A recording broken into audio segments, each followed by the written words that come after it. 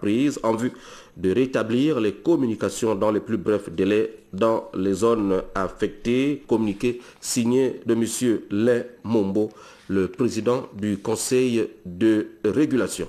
L'ONG Convergence pour l'unité au chevet des malades de l'hôpital Ebeigne et des enfants de l'orphelinat d'Oyem, Hervé Ndongema, y est allé pour remettre aux responsables de ces structures délaissées des matériaux et autres produits de première nécessité susceptibles de soulager un tant soit peu le quotidien des compatriotes habitant les établissements précités. Le récit de Laetitia Osia-Djoyi de notre rédaction. L'ONG Convergence pour l'unité était du côté d'Oyem, notamment à l'hôpital Ebeigne, où son président a remis des débroussailleuses pour la propriété de cette structure vieille de plus de 50 ans.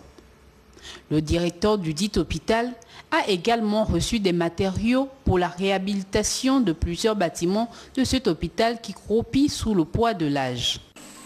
Chez moi, on m'a appris que lorsqu'on donne, on ne parle pas beaucoup. Parce que lorsqu'on donne avec le cœur, on ne doit pas beaucoup parler. Parce que dans ce que vous allez dire, vous pouvez dire un mot qui va frustrer celui que vous donnez.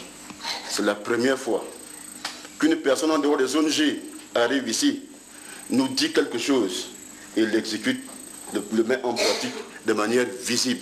Qu'est-ce que je peux vous dire si ce n'est que merci. Merci, encore merci. Ce énième geste de l'ONG Convergence pour l'unité vient soutenir l'effort de solidarité impulsé au plus haut niveau de l'État par le président de la République. À la suite de l'hôpital Ebeigne, le tour est revenu à l'orphelinat de la même localité de recevoir des mains du président de l'ONG Convergence du matériel de première nécessité. Aujourd'hui encore, vous avez pensé à nous. Vous avez une nouvelle fois inscrit votre action dans l'objectif d'apporter un peu plus à vos prochains que sont ces enfants. Soyez-en très sincèrement remerciés. L'orphelinat d'Oyem accueille plusieurs enfants scolarisés. Rappelons que ce centre vit des subventions et de dons. Ce geste de haute portée sociale a constitué une bouffée d'oxygène pour ces orphelins d'Oyem. Communication politique avec les camarades Paul Biogemba et André Dieudonnébert qui informent que la cérémonie de remerciement des électeurs d'Ikoitini Ovendo Cap pour l'élection de Paul Biogemba le 17 décembre 2011 et de Dieudonné Menkore le 20 octobre 2012 aura lieu samedi 19 janvier 2013 à 14h précise à Bikele, place de l'Indépendance. Le présent communiqué tient lieu d'invitation individuelle pour les responsables politiques PDG de la province de l'Essuyer, les militants PDG et les résidents de la circonscription. La semaine de prière pour l'unité des chrétiens débute dans 2 jours au Gabon. Chrétiens, catholiques et protestants préparent activement cet événement. Le programme de festivités a d'ailleurs été annoncé au cours d'un point de presse suivi par Téclair Mekui Movono et Michel John Boudéan. Tenu dans l'enceinte du foyer de charité à Libreville que les prêtres catholiques Innocent Zemba, Siméon Tsagué et le révérend pasteur Christophe Akonomébiam de l'église évangélique du Gabon ont annoncé le lancement de la semaine de l'unité des chrétiens édition 2013. Cette année, on respecte la tradition, mais avec un thème précis que nous demande le Seigneur. On s'inspire de Michée 6, 6, 8. On parle de plus en plus de l'œcuménisme œcuménique, élargi au problème de la communauté mondiale des religions. C'est dans ce contexte qu'on va parler du dialogue interreligieux entre les chrétiens et d'autres religions à travers le monde. Organisée du 18 au 25 janvier prochain, la semaine de prière pour l'unité des chrétiens sera ponctuée par diverses activités. Cette année, l'église évangélique du Gabon et l'église catholique ont fait le programme. Le vendredi 18, c'est le grand culte d'ouverture, la célébration œcuménique qui va se dérouler à Baraka Mission au niveau de l'église Évangile du Gabon, qui sera co-célébré avec, d'une part, du président de l'église Évangile du Gabon et d'autre part, l'archevêque de Libreville côté catholique. Le 19 janvier, samedi, il y aura un grand concert de chants religieux à la paroisse Saint-Michel à partir de 17h. À partir du 19 jusqu'au 24, il y a des échanges de chair. Toutes les paroisses protestantes de Libreville et toutes les paroisses catholiques vont échanger entre elles. Le 25 janvier 2013, nous aurons maintenant le culte de clôture à Sainte-Marie. Célébrée à travers le monde, la Semaine pour l'unité des chrétiens a été initiée par le Conseil œcuménique international qui prône l'œcuménisme, du grec oikoumene, signifiant la terre entière. Tous les chrétiens sont invités à prendre une part active à cette semaine de prière pour l'unité des chrétiens, tous appelés à être un dans un lien d'amour mutuel. Et voilà, nous restons dans ce volet avant la page des sports. Je vous l'ai dit, l'invité du journal, le professeur Richard Filakota, recteur de l'Université catholique d'Afrique centrale. Monsieur le recteur, bonsoir. Bonsoir. Je rappelle que vous êtes là à Libreville dans le cadre de vos activités quotidiennes dans la sous-région.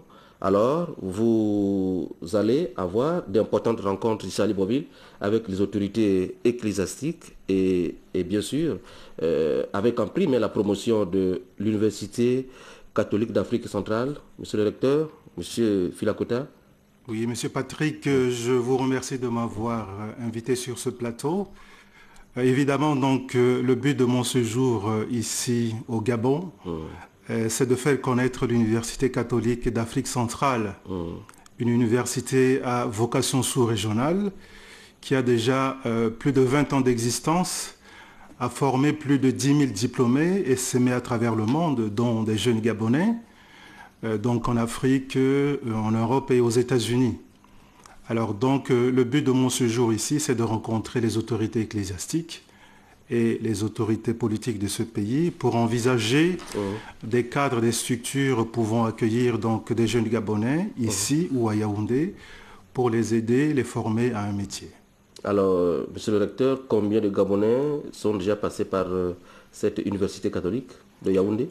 À ce jour, on peut parler plus d'une centaine de Gabonais. Hein. Il y en a qui sont déjà des professionnels dans les entreprises privées, mais également au niveau des institutions publiques.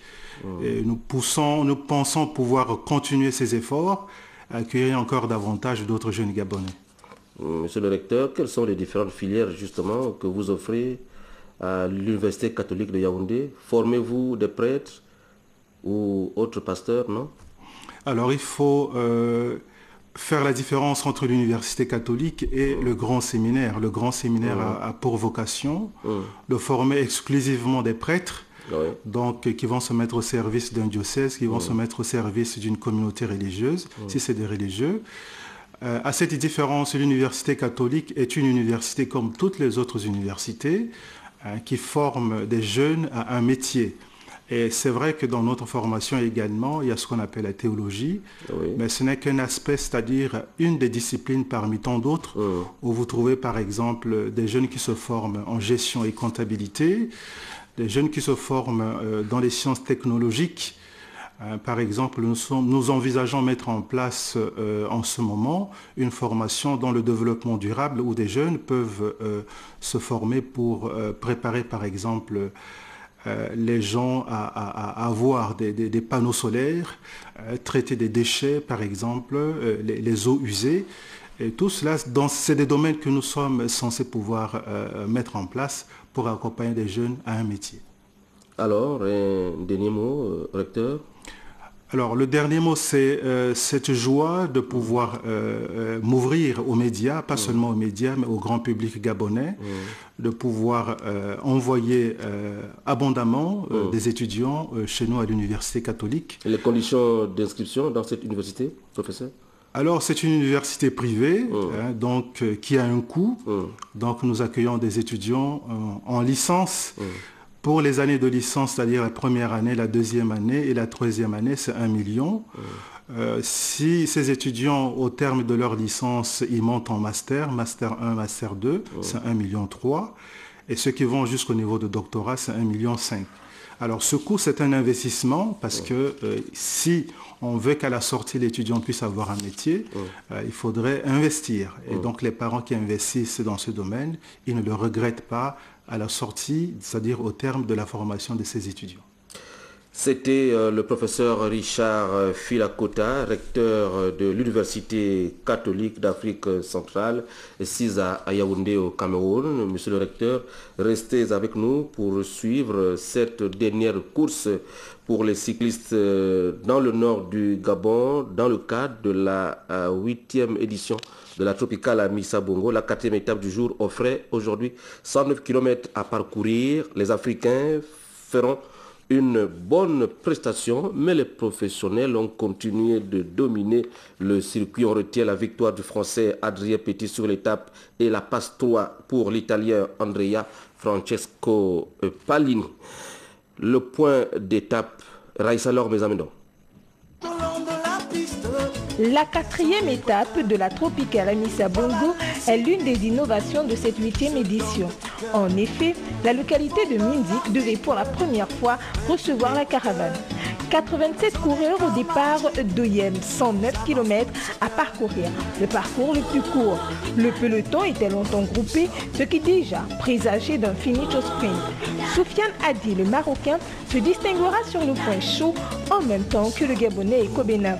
À l'entrée de la ville et à quelques centimètres de l'arrivée, Frédéric Robert, maillot jaune de l'étape Bitam et Bolova, tentera de revenir sur le podium. Ses ambitions seront freinées par un Andrea Francesco Palini, l'Italien de l'écurie Lampre Merida, qui s'offre la passe de 3 au classement général.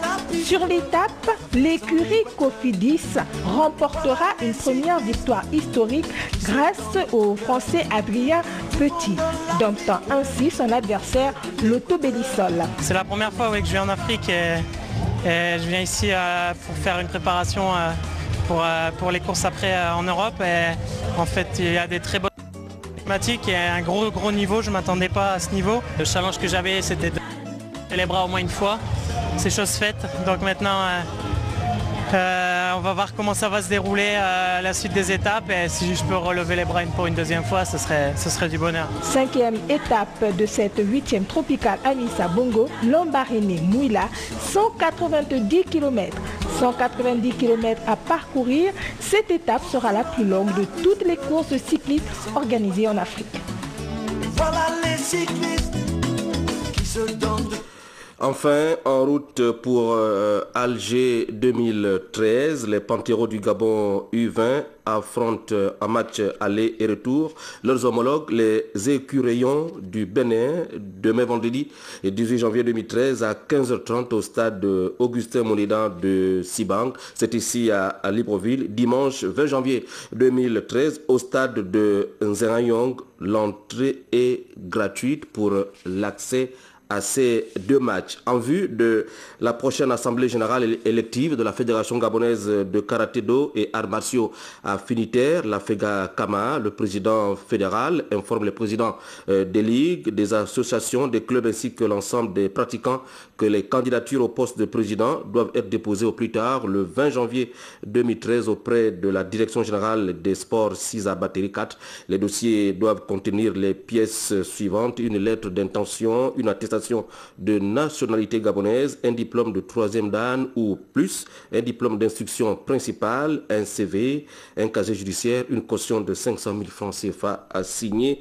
Maître Paterne Dika. Je rappelle que sous la haute présidence de son Excellence Ali Bongo Ondimba, président de la République, chef de l'État, le Conseil des ministres se tiendra demain vendredi 18 janvier 2013 à 11h précise dans la salle habituelle au palais de la présidence de la République. Tous les membres du gouvernement présents sur le territoire national doivent prendre part à cette réunion. M'ont accompagné depuis lundi Alphonsine Mabika, Victor Mundunga, Paul Bikoku, Sandrina Kouangou, Alain Ndong, Lolita Obono, Jerry Mbougou, Bivugu et Nestor Ekomi.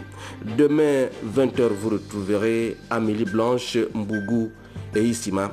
Et à très bientôt sur les antennes de Gabon Télévision.